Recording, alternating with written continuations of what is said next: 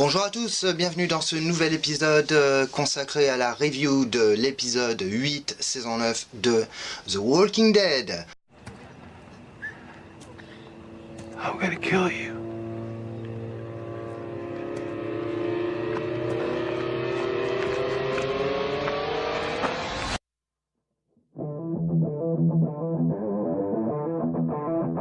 Jamendo.com.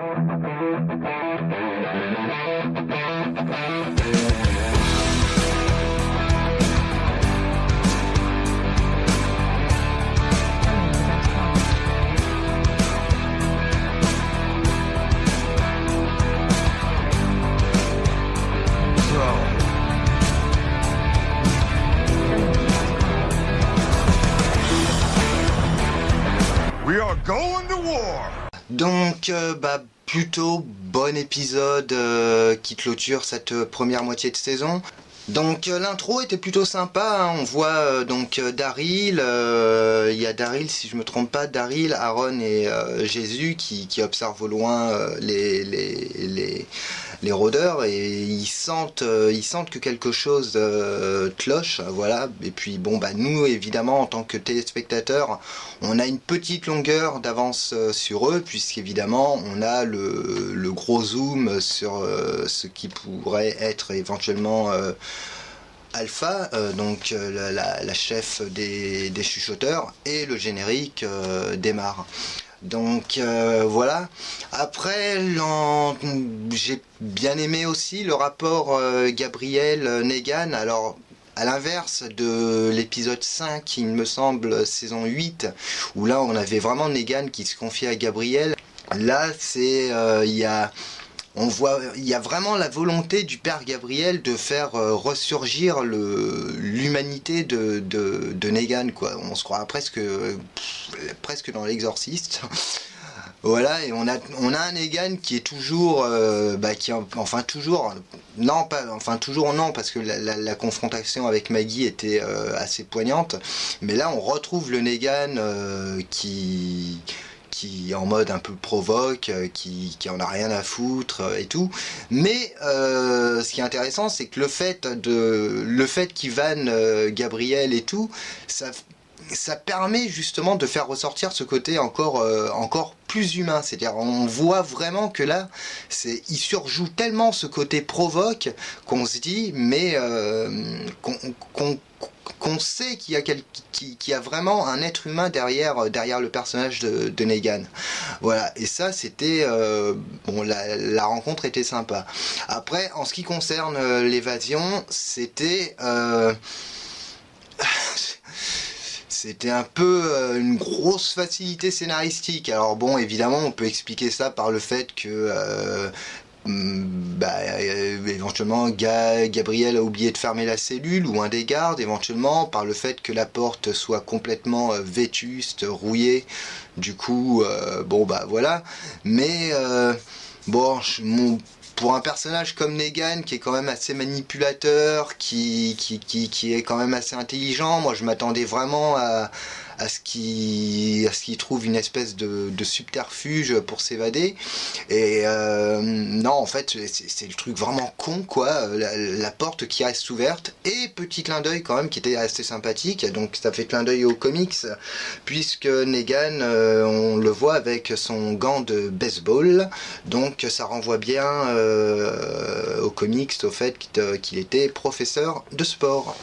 En ce qui concerne Michonne, on sent qu'il y a des tensions quand même entre Michonne et Alexandria. On sent qu'il y a des tensions, on sent qu'il y a quelque chose, notamment entre Tara et Michonne. On sent qu'il y a eu quelque chose entre Carol et Michonne, d'autant plus que Michonne affirme clairement qu'elle ne participera pas à la fameuse foire. Voilà, donc mais évidemment, IMC nous laisse toujours, nous donne quelques petits indices comme ça, mais on ne saura toujours pas ce qui s'est passé. Et bon, évidemment, on fait bien entendu le rapprochement avec les fameuses cicatrices. Et finalement, Bon, on aura probablement l'explication d'ici la fin de la saison 9, mais bon, je suis à peu près sûr à 80% qu'on aura une explication complètement bidon. Voilà, bon, c'est pas vraiment, enfin moi c'est pas vraiment le truc sur lequel je m'attarde. Ensuite, alors message pour Henry. Henry, tu t'es pris un vent, non, tu t'es pas pris de vent en fait. Visiblement, Enid te plaisait. Mais bon bah évidemment tu t'es pris une grosse bâche parce que bon tu t'as vu qu'Enid était en couple avec Elden. Et comme 98% des ados qui sont confrontés à ce genre de situation, voilà, bah tu décides de noyer ton chagrin dans l'alcool. Voilà, alors c'est merveilleux, voilà. Et en plus, tu te fais draguer quand même par une nana et t'es tellement torché, donc je sais, t'as dû boire même pas un verre, même pas un fond de verre, donc je ne sais même pas ce que c'était. Est-ce que c'était de la vodka, est-ce que c'était une liqueur fabrication maison, fabrication artisanale, on ne le saura pas. Voilà, en tout cas, bon, tout indique que visiblement tu ne tiens pas l'alcool. Voilà, mais tu te fais quand même draguer par une nana, mais tu lui fous putain de... la fille, elle s'est pris un sacré vent là, hein. Voilà, mais néanmoins je salue quand même ta capacité de pouvoir mettre un rôdeur hors d'état de nuire, même sous état d'ébriété. Voilà, bon, ça c'était pour la petite parenthèse. Bon, c'est pas tout ça, l'épisode 8, donc bon, évidemment l'épisode 8, moi ce qui m'a le plus tenu en haleine, c'est le final. Alors épisode 8, donc je remercie d'ailleurs Dorothée pour m'avoir donné le nom du scénariste. C'est Daniel Leslie Johnson qui visiblement était aux commandes du synopsis de l'épisode, donc qui a participé notamment à Conjuring 2, voilà, et ce n'est pas Scott Gimple, hein, comme certains l'affirment.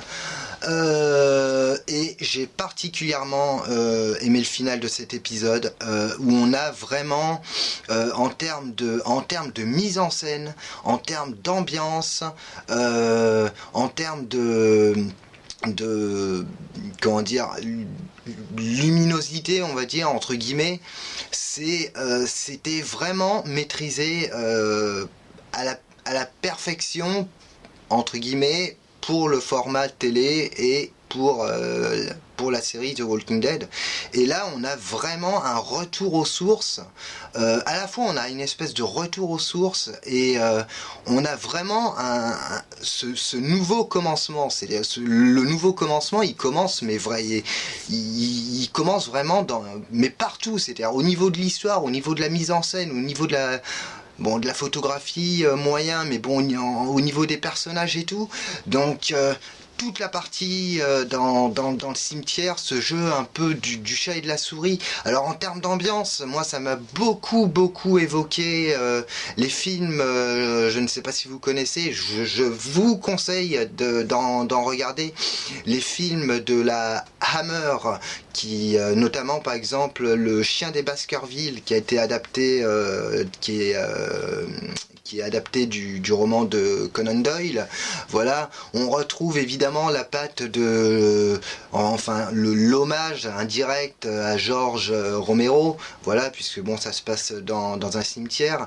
Il y a une petite influence aussi de John Carpenter, voilà, je pense notamment au film The Fog, toute une histoire de brume aussi. Il y a un gros clin d'œil, il y a également le film The Mist, qui est tiré du roman de Stephen King et qui a été réalisé par Frank Darabont, donc à qui l'on doit la première saison de The Walking Dead. Là, les clins d'œil, mais ils étaient vraiment géniaux. Le revirement en ce qui concerne le comportement d'Eugène. Il y a eu le fameux bond en avant, le bond dans le temps de 6 ans. On avait un Eugène qui était, assez sûr de lui. Hein. Il allait au contact, il tuait des rôdeurs même, c'était assez étonnant, il s'était vachement endurci. Et là on retrouve un Eugène, mais complètement apeuré, complètement déstabilisé et tout. Mais c'était vraiment génial. Et puis vient le moment crucial avec où les personnages sont encerclés. Et ce qui est bien, c'est que c'est qu'en tant que téléspectateur, on n'en sait jamais plus que les personnages. Pour eux, ils savent juste que ce serait éventuellement des rôdeurs, mais peut-être évoluer, puisque ça a été émis, c'est une hypothèse émise par Eugène. Voilà, en tout cas, ils savent que quelque chose coince, il se passe quelque chose de bizarre au sein même des rôdeurs, mais les personnages ne le savent pas. Mais nous, en tant que spectateurs, on est dans cette espèce de huis clos alors c'est intéressant parce que c'est un huis clos, mais qui a lieu en extérieur, voilà. Et on est vraiment collé au personnage. Il y a pas de plan. C'est vraiment, ça fonctionne que sur des plans rapprochés, voilà, pour coller au plus près des personnages, voilà. Et on ne sait jamais d'où vient la menace, voilà. Donc et tout comme les personnages, c'était vraiment magnifique, quoi. C'était voilà. Donc Jésus, donc bon bah évidemment. La mort de Jésus, donc c'est chose faite, voilà. Et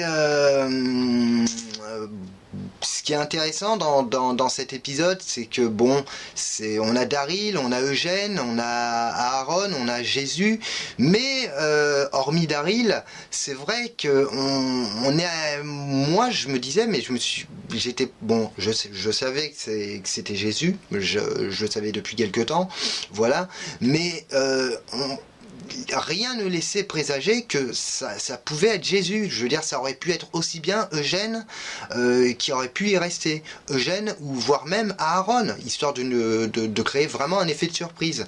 Daryl, un peu moins, ça évidemment. Et voilà. Et puis bon bah le Michonne qui débarque avec la communauté de Magna.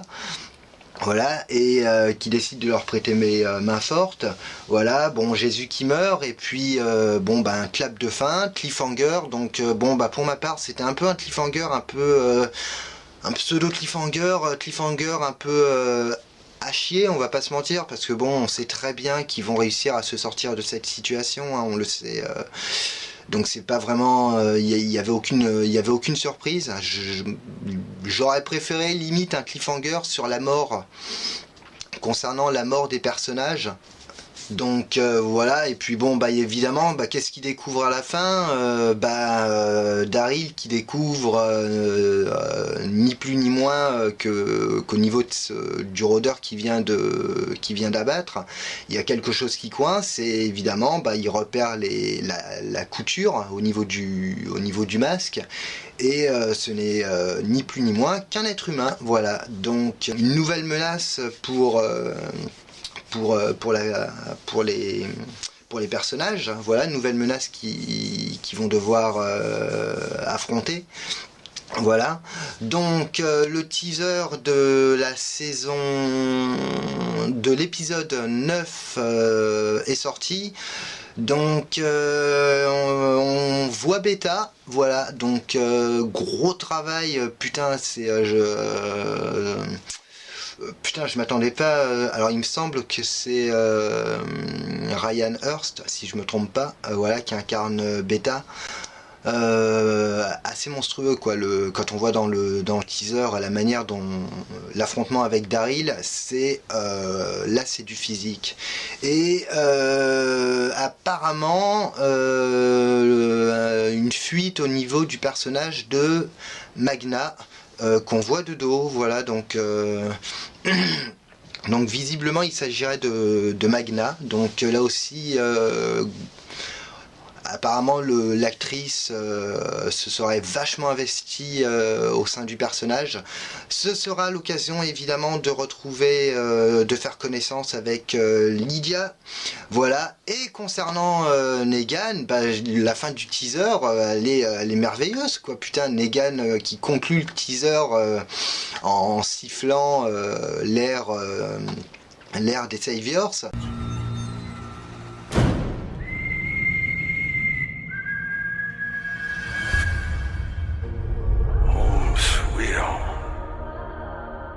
Et qui dit Home Sweet Home, donc bienvenue à la maison. Donc ça laisse supposer qu'il est retourné au sanctuaire. Voilà, mais bon, après, concernant le personnage, qu'est-ce qui va arriver, qu'est-ce qu'il va faire, on ne sait pas trop encore. Voilà, en tout cas, j'attends beaucoup de la suite de cette saison 9. Du coup, bah, je vous laisse pour cette vidéo. Alors n'hésitez pas à me rejoindre sur la page Facebook, n'hésitez pas à me rejoindre sur la page Instagram, n'hésitez pas également à me rejoindre sur mon blog, puisque suite à mon activité j'ai été amené à faire un blog, donc autant joindre l'utile à l'agréable. Donc j'ai fait un blog qui reprend un peu le concept de ma chaîne YouTube. Voilà, n'hésitez pas à laisser un pouce bleu, n'hésitez pas à laisser un commentaire. Voilà, sur les forums c'est pareil, hein, n'hésitez pas à laisser vos commentaires sur les forums pour me poser des questions et tout.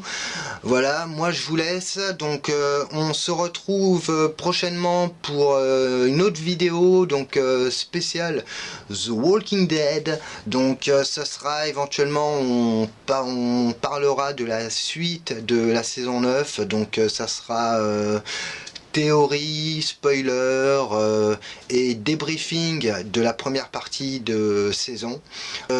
Sur ce, je vous dis à bientôt, je vous souhaite une excellente soirée, et puis voilà.